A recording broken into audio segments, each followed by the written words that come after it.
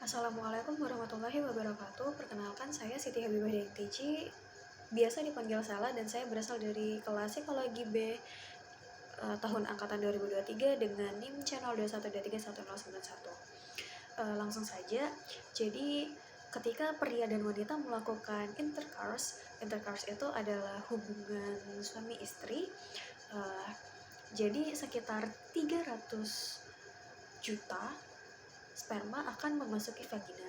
Akan tetapi selama intercourse juga, sekian juta dari 300 juta sperma itu akan keluar dari vagina.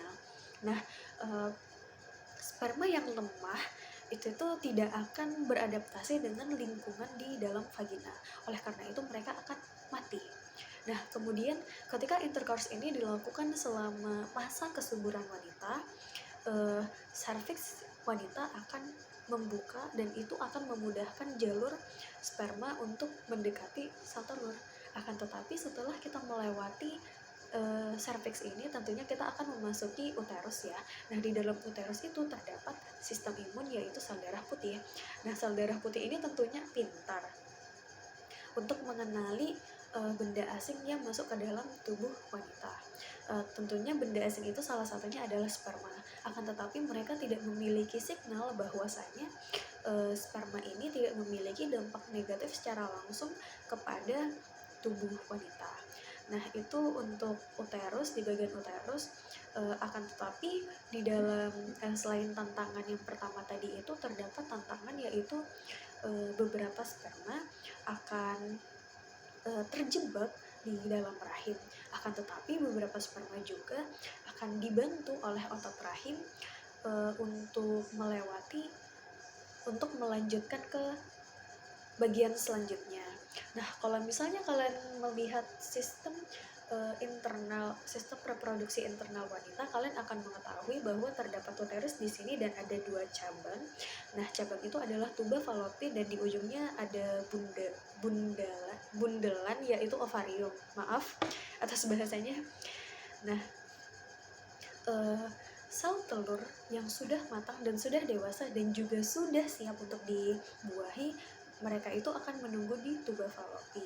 Oleh karena itu, sperma tentunya akan memiliki tujuan akhir, yaitu di tuba falopi, di sel telur itu.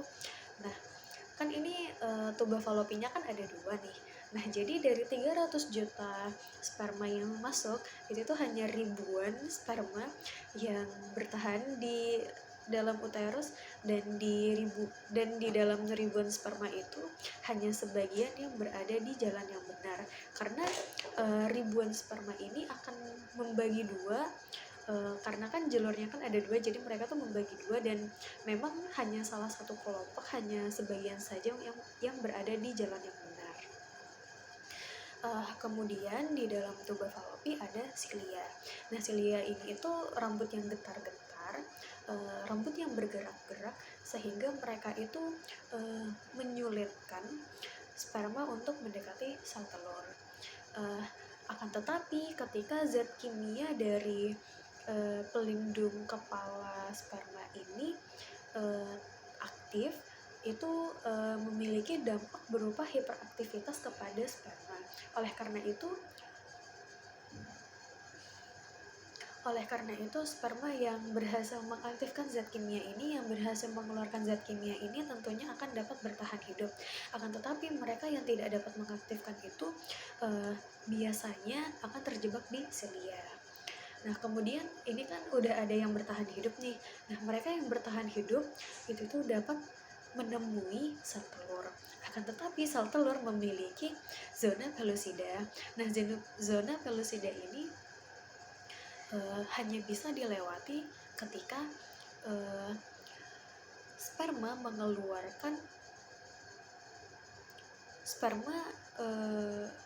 akrosom dari sperma yang berada di dalam kepala sperma itu mengeluarkan enzim pencernaan. Nah, enzim pencernaan ini digunakan oleh sperma untuk memakan zona pellucida. Nah, kemudian itu kan zona pellucida sudah terlewat itu, dan akhirnya sperma dapat bersentuhan dengan membran terluar dari sel telur. Nah, disitulah terjadi fertilisasi. Mungkin sekian dari saya, kurang lebihnya mohon dimaafkan.